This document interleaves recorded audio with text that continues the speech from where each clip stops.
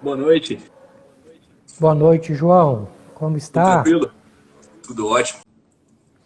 João Vitor, acho que a maioria das pessoas te conhece, mas dá um resumo aí da sua carreira para a gente colocar no podcast. Vamos lá.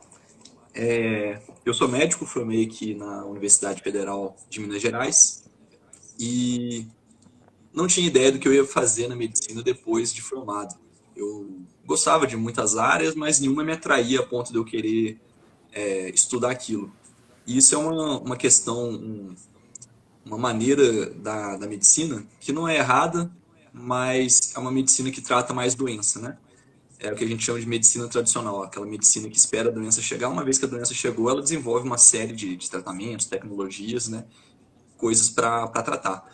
Mas, de certa maneira, isso não me realizava, eu não estava muito satisfeito, muito feliz com aquele estilo de medicina, porque eu não me sentia muito útil para o paciente, eu sentia que eu estava apagando fogo, né?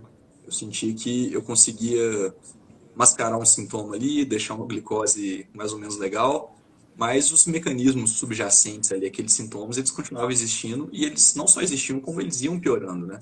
Até que chegava uma hora que explodia e a gente não conseguia fazer nada, que era o caso de uma doença renal crônica, um AVC, uma doença cardiovascular, né? Que a gente sabe que tudo isso tem a ver com estilo de vida, com resistência à insulina.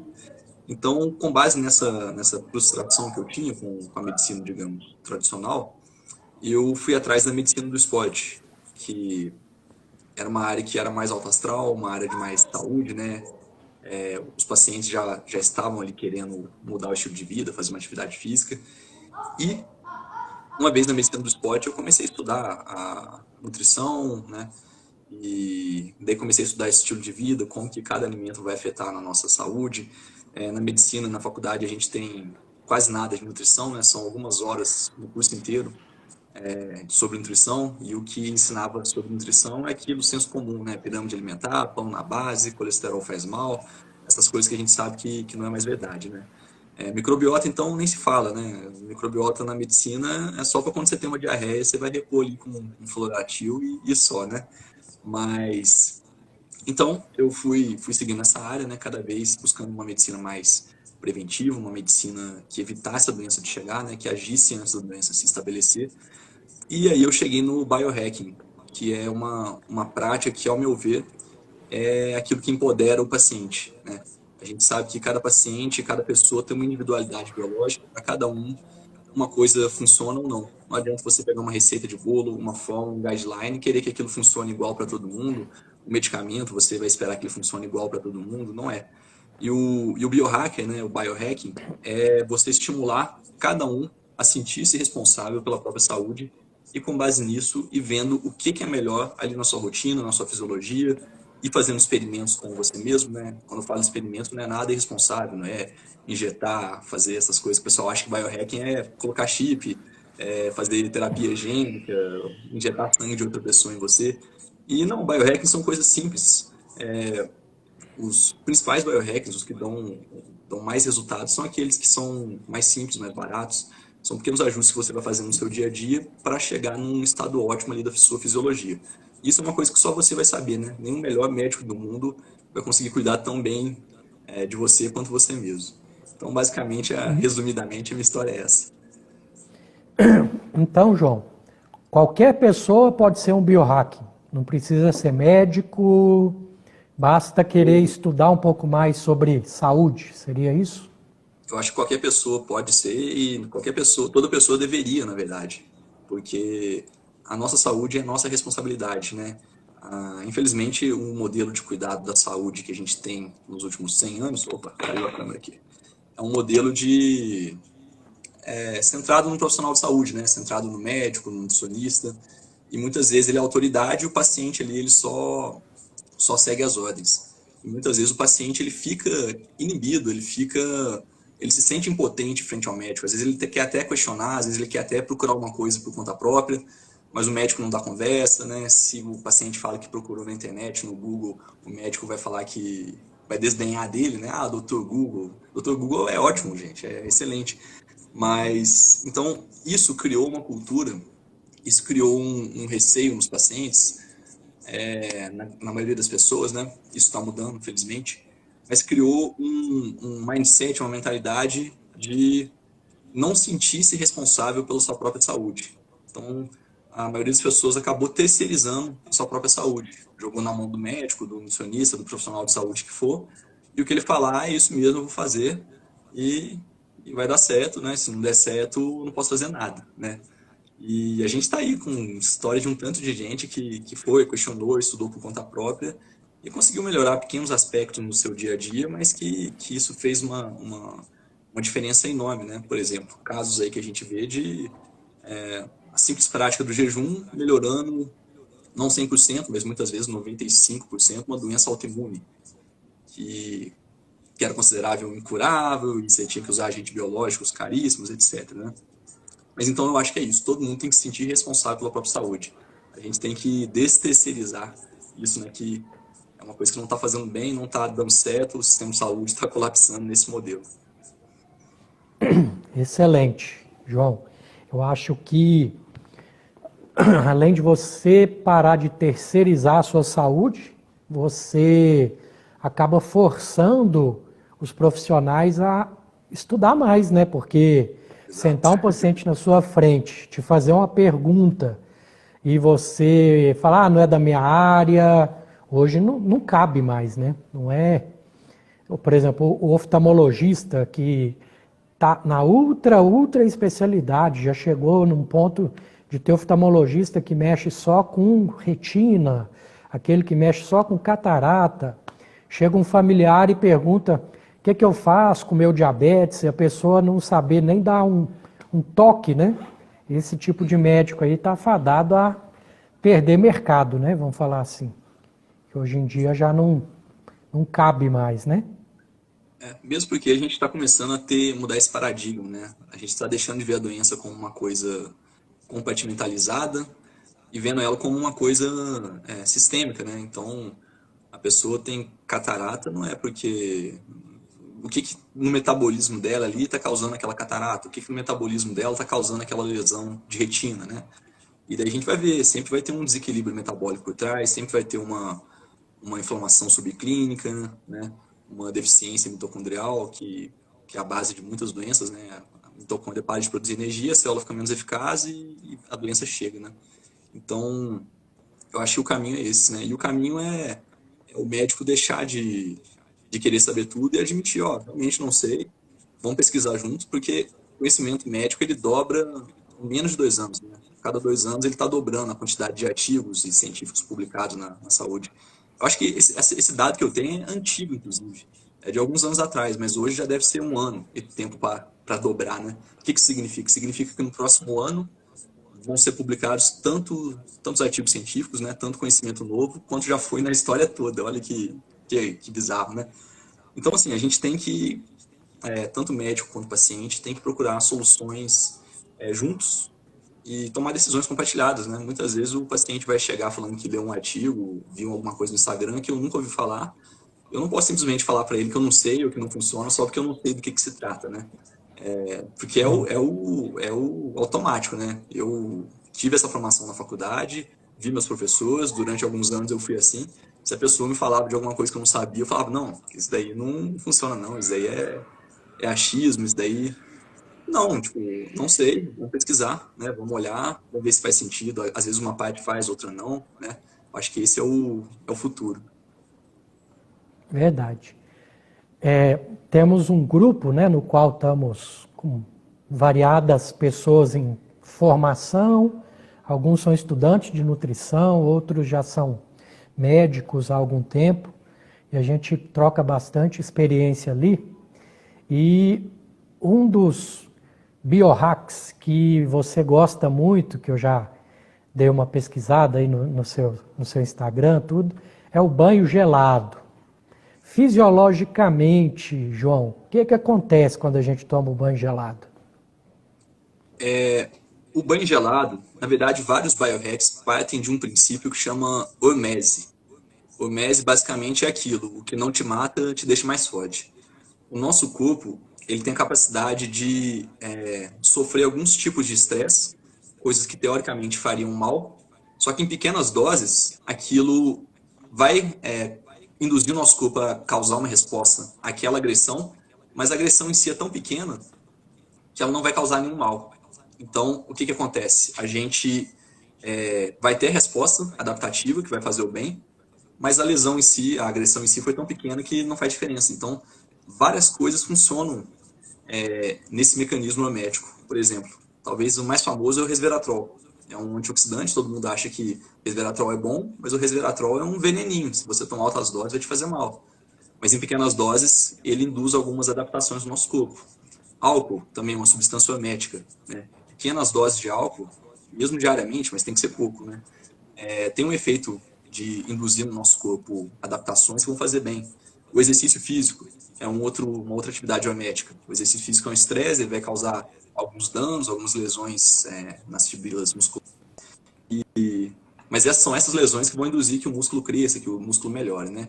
E o banho gelado está nesse balde aí de mecanismos herméticos. É um incômodo, né? É uma agressão, é o frio. O nosso corpo ele tenta manter aquela isotermia ali dos seus 36 graus. E quando você vai tomar um banho gelado, você está tirando o seu corpo do equilíbrio. Então, no que você tira o seu corpo do equilíbrio, o corpo vai ativar uma série de mecanismos internos que ele tem para trazer você de volta para o equilíbrio. E esses mecanismos vão fazer bem. Então, o banho gelado, ele causa, por exemplo, uma vasoconstrição periférica, mas aí depois, quando você tem a vasodilatação, esse mecanismo, né, de abrir e fechar os vasos, deixa os vasos mais fortes, mais complacentes. Então, isso é ótimo para prevenção de pressão arterial e de hipertensão arterial. Liberação de óxido nítrico, quando acontece essa vasodilatação, vasoconstrição, que é uma substância muito legal, muito saudável para a gente ter circulando naturalmente no nosso corpo, né? A gente tem a produção de proteínas do choque térmico. Sempre que a gente sofre algum tipo de choque térmico, a gente vai ter essas heat shock proteins, que são proteínas que vão ajudar, vão fortalecer o nosso sistema imune. Então, o banho gelado, esse contraste, né? Eu falei banho gelado, mas qualquer temperatura de contraste vai ter esse efeito legal. Então, a sauna, por exemplo. Faz você ir na sauna e depois tomar um banho gelado ou um banho de temperatura ambiente. Vai ter um choque térmico, ele vai ter uma diferença que vai causar esse efeito, que é excelente. O banho gelado é o mais fácil, né? Não é todo mundo que tem sauna em casa, eu não tenho, queria ter, mas a gente tem o chuveiro, que pode entrar direto no banho gelado, ou também ficar alternando entre o quente e o gelado, algumas vezes eu faço isso. Tem o benefício mental de resiliência, né? Você não quer tomar um banho gelado. Todos os dias, quando eu vou tomar, eu não tomo, não quero, mas eu vou e tomo, né? Por mim, eu ficava ali no quentinho. Então, eu tenho que vencer essa resistência, né? Essa resistência interna. Então, isso me dá uma certa resiliência, uma força, né? Para cumprir os meus propósitos. E, enfim, é muita coisa. Mas esse é só um dos biohacks, né? E para terminar esse assunto, o pessoal... Pode falar, que aí eu complemento. Eu gosto assim de pensar como o homem das cavernas, né? O homem das cavernas, ele não tinha ar-condicionado, ele não tinha ambientes aquecidos, ele estava exposto ao ambiente. Então, se estava frio, ele sentia frio, se estava calor, ele sentia calor, ele ficava nessa alternância, né? E hoje não, hoje a gente está sempre no conforto extremo, e esse conforto extremo não está legal.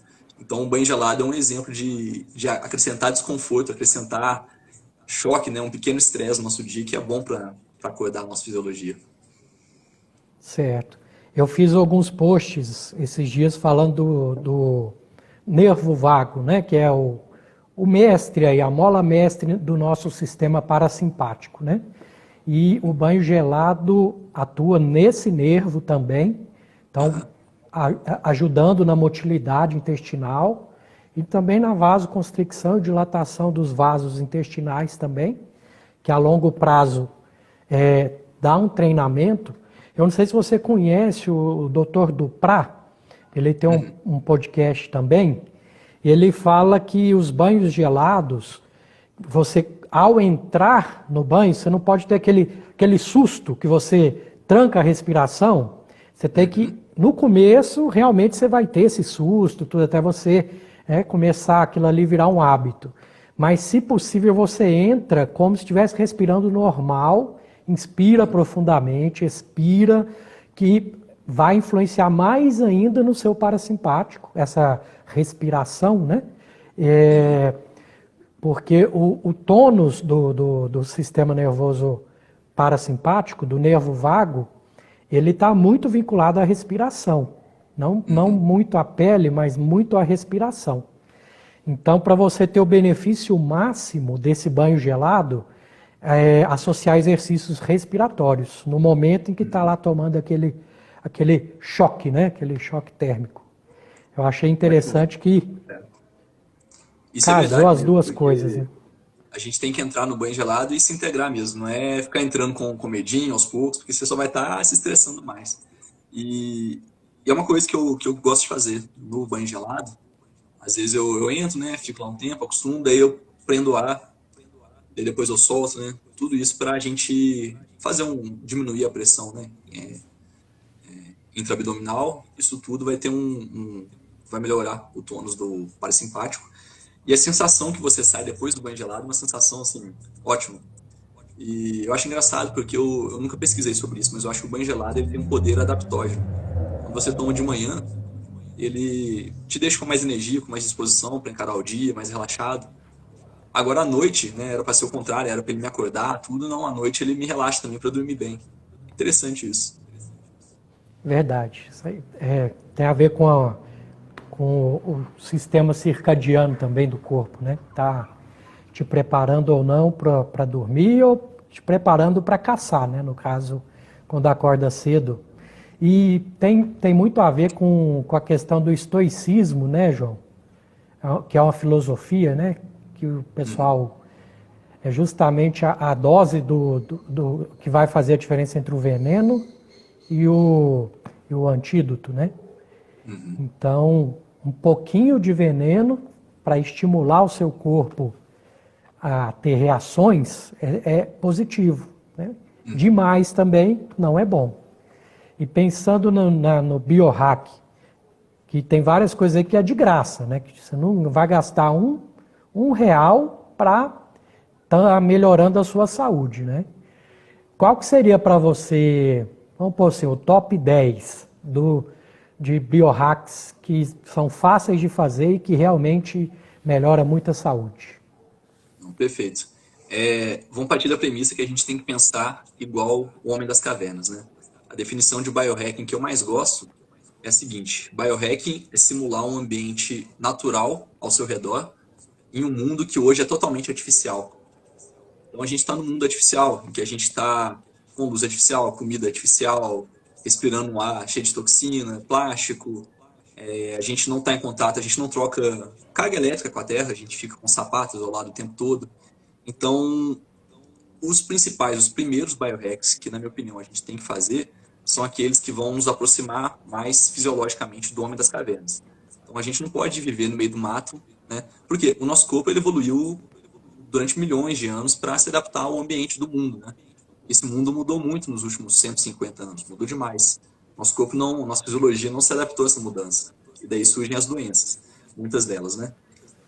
Então eu fico pensando assim, o que o homem das cavernas estaria fazendo nesse momento? O que eu posso fazer para me aproximar mais do funcionamento natural da minha fisiologia? Então, por exemplo, o homem das cavernas passava o dia em movimento. Não era correndo, mas era fazendo um movimento leve, uma atividade ali, indo de um lado para o outro. Hoje eu não faço isso, né? Hoje eu ando de carro, eu fico em casa, eu tenho muita comodidade, delivery, tudo. Então, mesmo eu fazendo 1 hora de academia por dia, por exemplo, eu não anulo os malefícios de ter ficado 8 horas sentado, né? Que grande parte da população fica trabalhando sentado. Então, a cada hora, levanto, faço alguma atividade física leve. 5, 10 flexões, 5, 10 agachamento, uma prancha, sobe uma escada, faz alguma coisa, um alongamento. Então, a cada 1 hora, esse é um hack que você pode fazer. Outra coisa que a gente não faz é tomar luz solar, né? Então, a gente tem que criar ali na nossa rotina um momento que a gente vai se expor ao sol.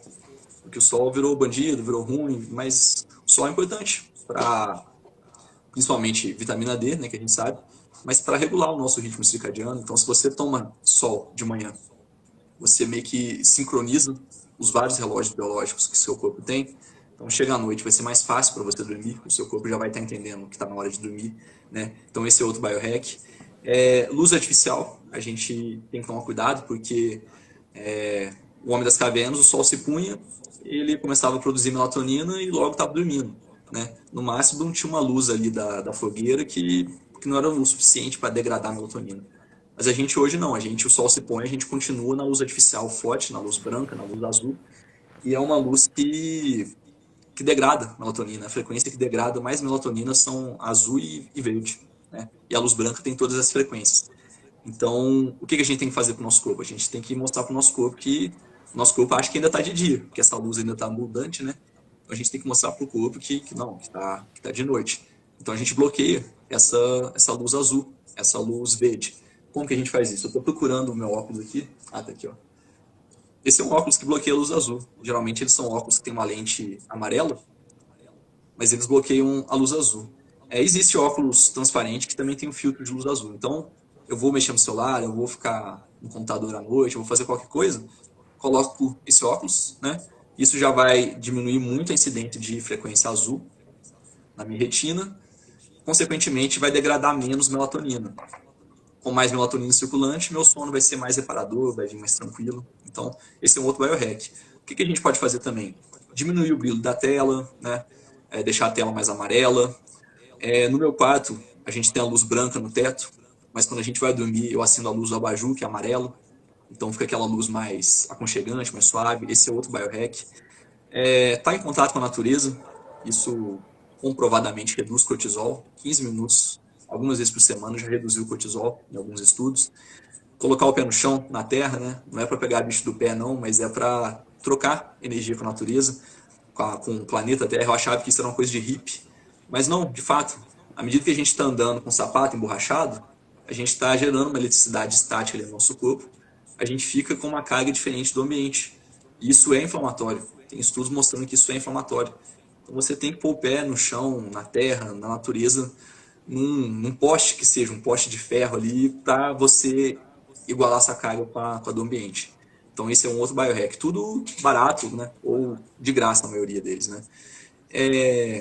Alimentação, não preciso nem falar, é um mundo à parte, né? Mas tem uma alimentação mais afim com a alimentação que o Homem das Cavernas tinha, né? Comer mais produtos de origem animal, proteínas, gorduras, né? Hoje colesterol a gente tem medo, mas não, a gente precisa de colesterol para todo o metabolismo esteroidal, para todos os hormônios esteroidais, vitamina D. O jejum era uma coisa que o Homem das Cavernas fazia naturalmente, era a rotina dele, porque ele não tinha alimento o tempo todo, né? E hoje não, hoje a gente come de 3 em 3 horas, tem alimento disponível. Então, o jejum é um biohack também, né?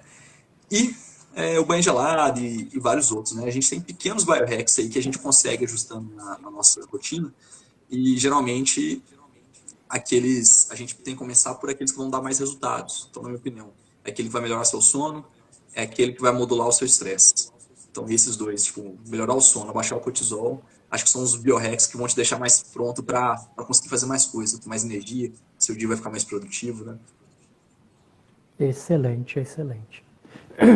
Deu para cobrir bem aí a questão do biohacking. Isso não é nem... Não passa... não, tem muito mais, né? Isso aí, pelo menos, para atiçar a curiosidade para a pessoa buscar, né? Também o que é bom para ela também, né?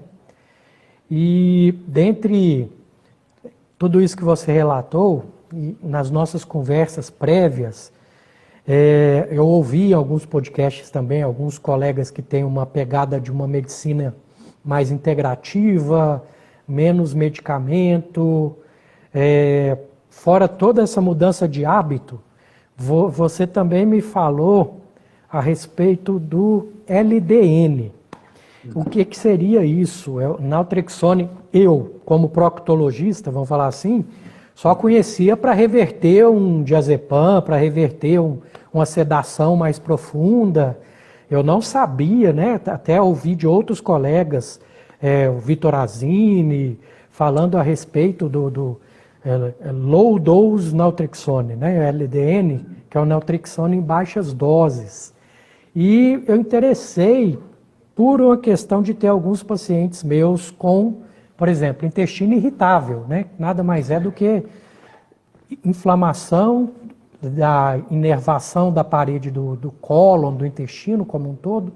E eu fiquei pensando, talvez para esse tipo de paciente, se não seria boa essa terapia pesquisei um pouco, mas eu sei que eu estou bem aquém do que vocês que já praticam, né, que já usam nos pacientes de vocês. Queria que você me falasse sobre essa terapia. Cara, é uma coisa muito legal, porque a gente está falando de um medicamento, uma droga, naltrexona, que a gente já conhece há algumas décadas, 30, 40 anos, uma droga barata, uma droga que não tem patente, uma droga acessível, né? Que ela foi desenvolvida a princípio em doses mais altas, né? Em 30, 40, 50 miligramas de naltrexona, era utilizado para... Essa droga foi desenvolvida para melhorar alguns comportamentos de vício, seja vício em etanol ou em drogas, opioides. Porque essa droga, a naltrexona, nessa dose de 30, 40, 50 miligramas, ela tem um efeito antagonista de opioide, de receptor opioide.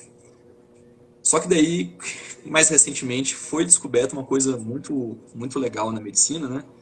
E algumas drogas a gente começa a observar que elas têm efeitos totalmente diferentes de acordo com a dose. Então, de acordo com a dose daquele fármaco, daquela substância, ela vai atuar em algum mecanismo no nosso corpo e vai ter efeitos totalmente diferentes.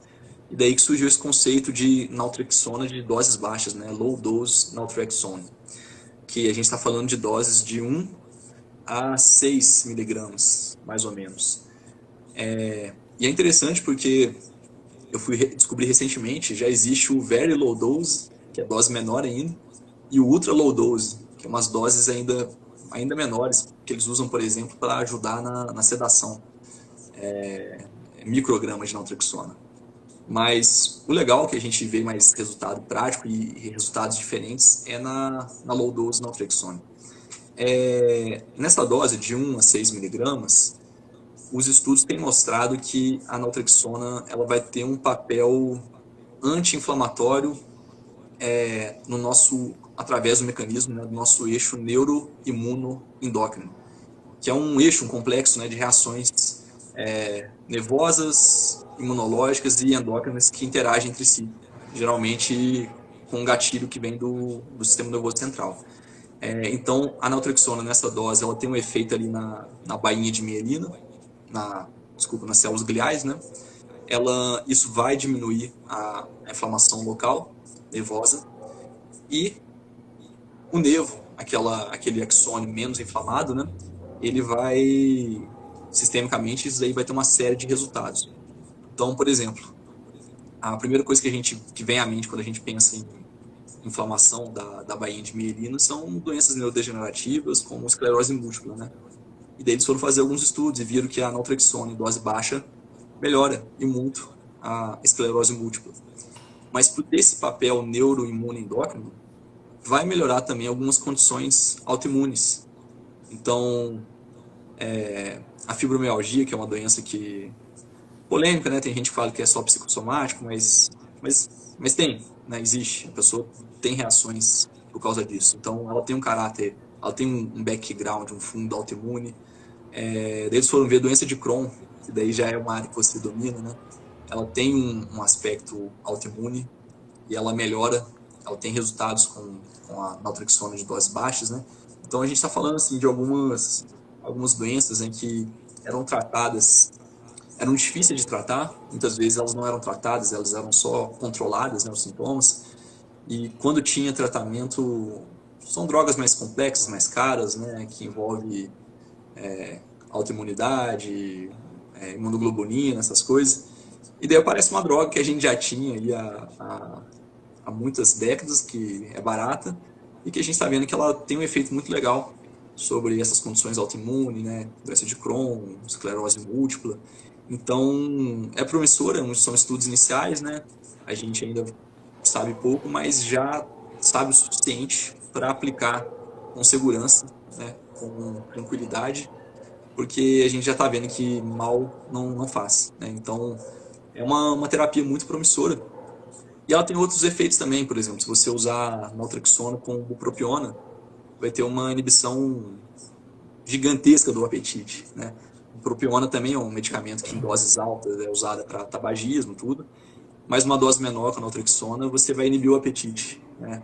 e com um efeito muito melhor do que uma sibutramina, que traz aquele tanto de efeito colateral, né? Enfim, é uma droga nova, né? A gente não pode criar muitas esperanças, né? Senão vira uma cloroquina da vida, que a gente acha que vai mudar tudo e no fundo a gente não sabe, né? Tem que estudar mais. Mas a gente tem bastante estudos aqui sobre a naltrexona, de doses baixas, né? E cada vez mais, então assim, é uma coisa muito, muito promissora. A gente ainda vai ouvir falar bastante dessa opção terapêutica. Então, por exemplo, eu tenho um paciente que eu tô, vamos pôr o Crohn, então, ou até o intestino irritável mesmo, porque o intestino irritável é considerado uma doença psicossomática, né? Que o pessoal atribui muito a inflamações nervosas, tudo. Tem a aloterapia que eu melhoro o paciente, melhora até razoavelmente bem, mas à medida que eu vou tirando essa droga, os sintomas tendem a voltar. Mesmo eu tenho paciente que já teve mudanças de hábito assim excepcionais e a gente não consegue tirar ele, por exemplo, do Silif. Não sei se você conhece o brometo de primavério, que é muito bom para intestino irritável. Esse paciente é um bom candidato para eu testar o LDN, então, para fazer o teste, seria. Sim. Eu tô com um artigo aqui aberto, né?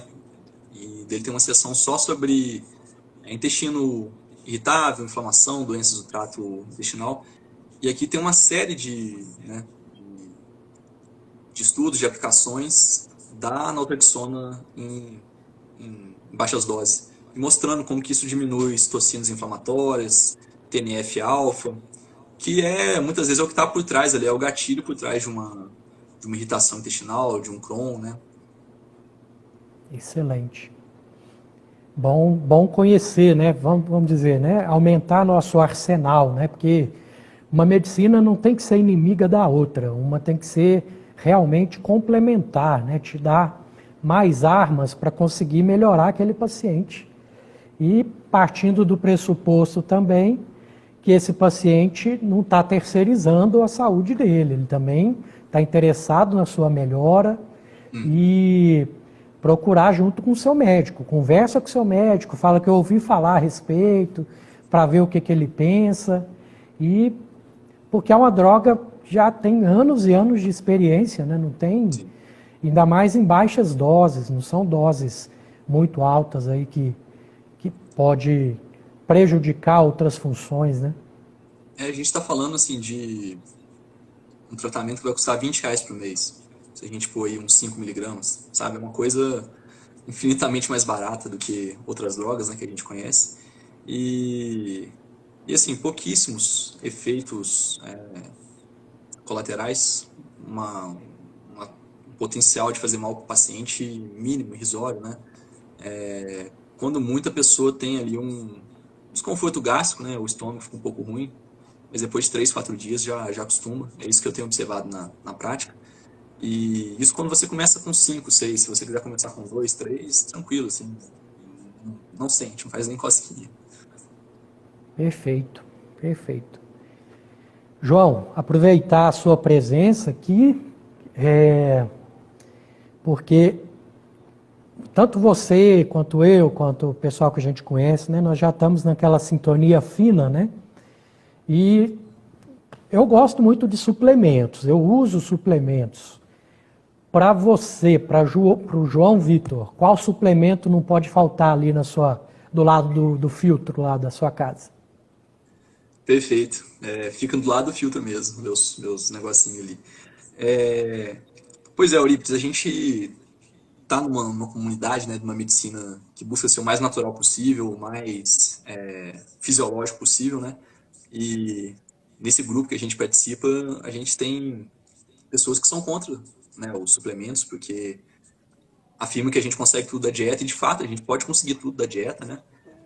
E a gente tem pessoas que já são mais, né, usam muito suplemento e tudo isso. Eu acho que a gente tem que achar um meio termo, porque é o seguinte, teoricamente, um ser humano ideal não precisaria de nenhum suplemento. A gente já tem uma fisiologia perfeita, mas a gente está falando de pessoas que vão dormir ali 8, 9 horas por dia, que vão comer muito bem, que não vão estar submetidas a nenhum tipo de estresse do ambiente, estresse crônico, né? Só aquele estresse agudo de vez em quando.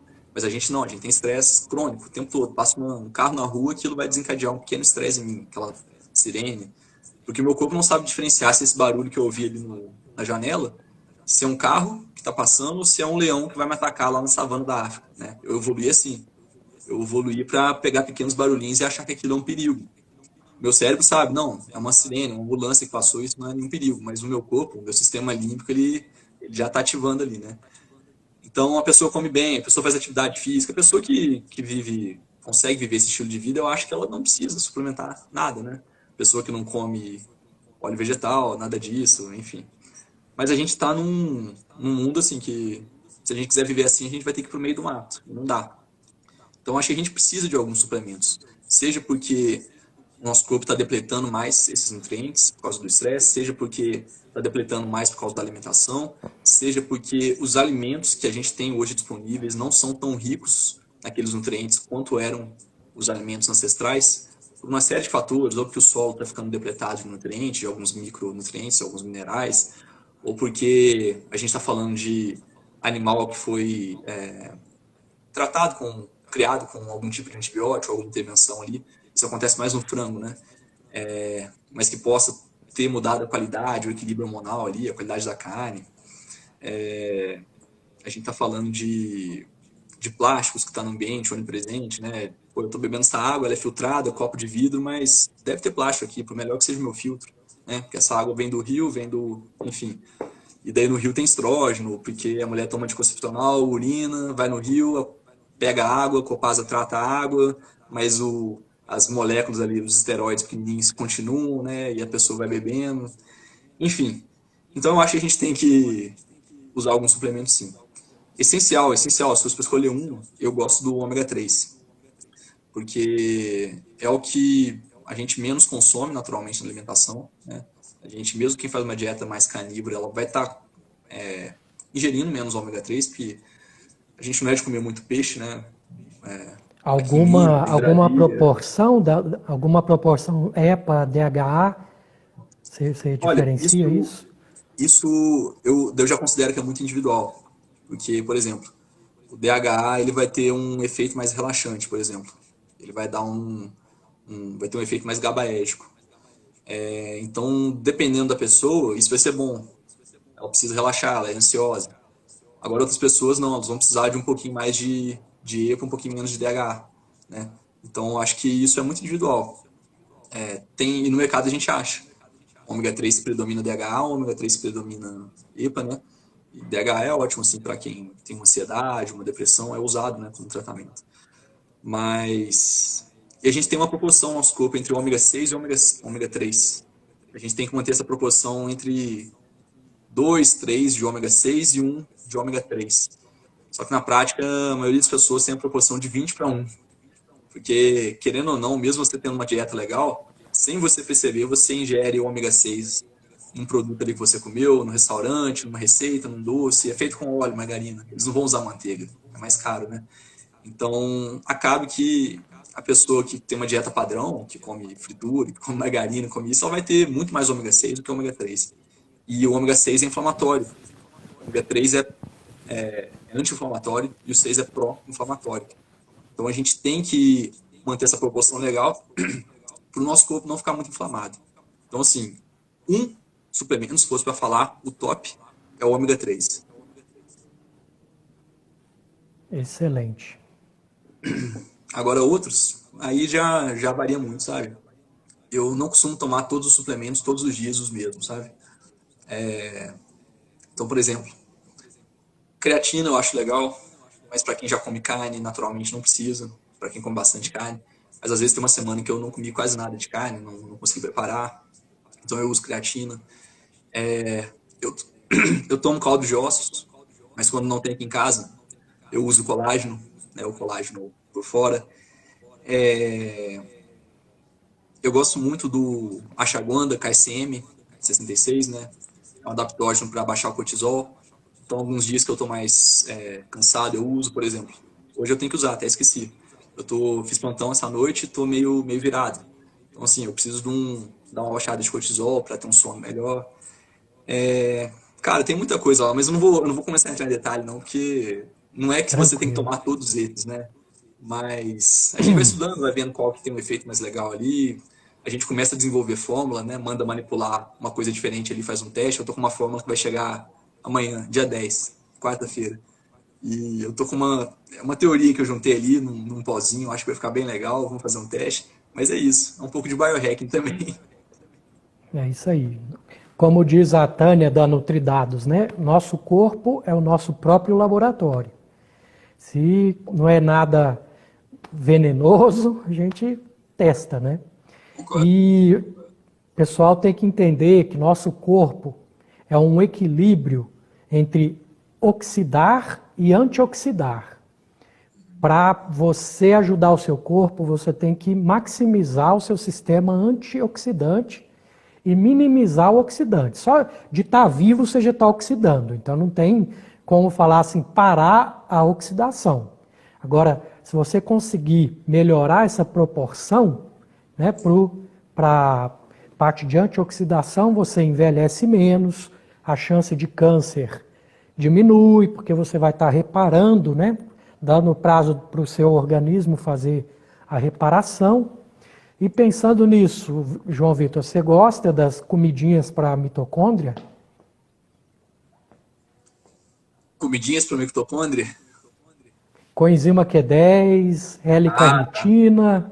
magnésio. Eu acho legal.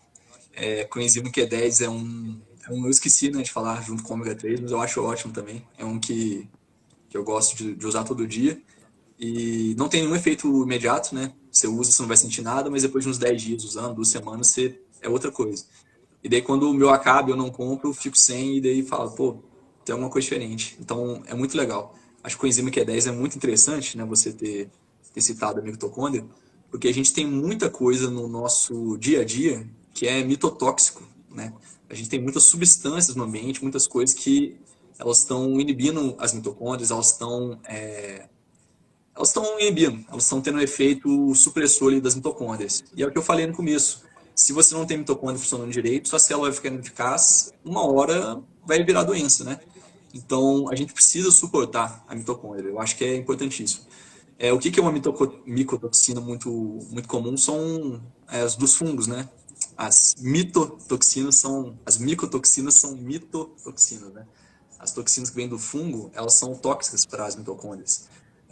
Por causa de uma coisa evolutiva, né? A mitocôndria era uma bactéria e bactéria e fungo sempre brigaram, e daí o fungo tenta matar a bactéria e enfim. E o fungo é uma coisa que está onipresente aí nos alimentos que a gente compra, né, industrializados. Então, pó de café, pode ter muito fungo, grãos que a gente compra, às vezes chocolate e outros alimentos aí que às vezes nem são alimentos que a gente acha que seria legal, mas está com fungo. E alguns fungos, né? O mais famoso é o do amendoim, que a gente escuta, né? Mas isso é muito além do amendoim. E outras substâncias também no ambiente, alguns estudos sugerem que a luz azul ela pode ter um efeito, porque a mitocôndria ela acontece em reações ali na cadeia de elétrons e tudo. E foi descoberto recentemente que uma mitocôndria ela troca fótons com outras mitocôndrias, elas se comunicam por luz, né? E então, assim, a gente já começa a descobrir que a frequência de luz ela vai afetar a mitocôndria. Então, pô, ficar esse tempo todo exposto à luz artificial não está fazendo mal para a mitocôndria. Então, a gente precisa dessas substâncias, assim, esses boosters mitocondriais que se fala, né? Eu acho que o enzima Q10 é muito legal. Tem um outro que ele é caro, eu só usei uma vez, chama Niagen. Ele é uma forma da vitamina B3, nicotinamida, mas que ela entra ali na crista da mitocôndria e faz mágica também, nessa cadeia transportadora de elétrons. Então, assim, para a energia, esse Niagen é ótimo. Para a longevidade, ele é ótimo também, porque ele mantém a mitocôndria saudável. A mitocôndria saudável, a célula não envelhece, né? Porque ela continua eficaz ali. É, magnésio eu nunca usei muito não, sabe? Mas já vi pessoas usando, tendo resultado bom, paciente meu que usa, fala que adora. É uma coisa que eu tenho que testar ainda. Eu tenho pra mim que eu consigo magnésio o suficiente da alimentação, mas posso estar errado, né? Se eu suplementar, eu vou descobrir sim ou não. O pessoal fala que, igual você disse, que o solo já está bem lixiviado de magnésio, está bem, por isso que vale a pena a suplementação, sim. E a questão do que você disse das mitocôndrias, achei interessante falar que são bactérias, né, que evoluíram ali, e por isso que tem muito antibiótico que vem de fungo e que te faz você ficar com uma mitocondriopatia momentânea. Clindamicina, por exemplo, são medicações de uso corriqueiro, que o pessoal usa até na indução anestésica, como para cirurgia eletiva, e sem pensar que a gente pode estar prejudicando a cicatrização desse paciente, né? Com toda certeza. Você citou vários antibióticos, né? Tem esse papel, mas a clindamicina é a mais clássica. Inclusive, os estudos hoje que a gente faz em laboratório com rato, né, para estudar envelhecimento, mitocôndria, é com clindamicina. E tem um estudo interessantíssimo, que eles pegam 2 ratos gêmeos, dá 2 semanas de clindamicina para um e deixa o outro sem. 2 semanas não, 4. Acho que é 1 mês ou 5 semanas. E daí o rato gêmeo que tomou clindamicina, que teve uma inibição mitocondrial, ele envelhece, ele simplesmente envelhece. Ele fica corcunda, o pelo fica ralo, cai, cinza, enquanto o outro rato ali normal, da mesma idade, nasceu no mesmo dia. Só que um teve as mitocôndrias inibidas, ele envelheceu. Se você para de dar clindamicina para aquele rato velho, ele rejuvenesce. Interessantíssimo esse estudo. Um estudo de 2018, se eu não me engano. Assim, então mostra como que esse negócio de melhorar sua mitocôndria, de saúde mitocondrial, não é viagem, não é. Eu já vi muito médico, colega nosso, falando pejorativamente de booster mitocondrial, isso é achismo, é charlatanismo. Não é, gente, tem estudo, sabe? E a gente pode estar, sem saber, fazendo mal para os nossos pacientes ao prescrever substâncias que estão fazendo mal para as mitocôndrias, né? Excelente, João. Eu sabia que essa live ia ser top, ia ter muito assunto interessante. Eu sempre peço para os convidados dar dicas de leitura, não precisa ser exatamente de medicina. Livros que mudaram sua vida. Cara, não, que difícil, você me pegou agora. Eu vou te dar uma dica. Inclusive, esse livro é o livro que eu uso para deixar o celular em cima durante a live. Ele está aqui, que é o Musashi, a história de um samurai. São vários volumes, né? É um livro que eu já li algumas vezes, eu adoro ele. E ele é o livro que está sempre por perto, então sempre que eu vou fazer uma live, preciso deixar o celular em cima de um suporte, fica o Musashi, do Eiji Yoshikawa.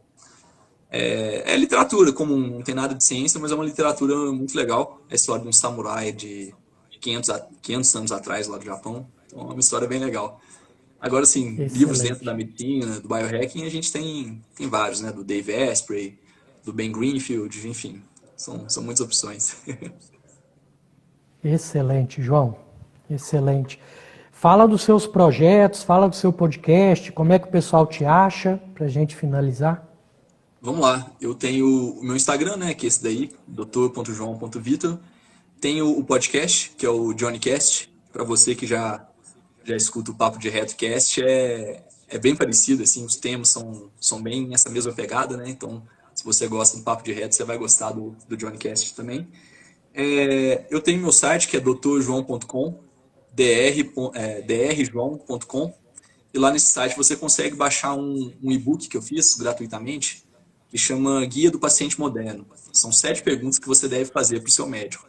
São algumas perguntas assim, para ver se o seu médico, de fato, ele é um médico moderno, é um médico que vai ser seu parceiro, ou nem tanto, né? Então, são perguntas legais, muitas vezes você não vai conseguir fazer diretamente para o médico, mas é uma opção antes de você escolher o médico, você tenta responder para si mesmo aquelas perguntas ali, se aquele médico está se encaixando naqueles padrões ou não.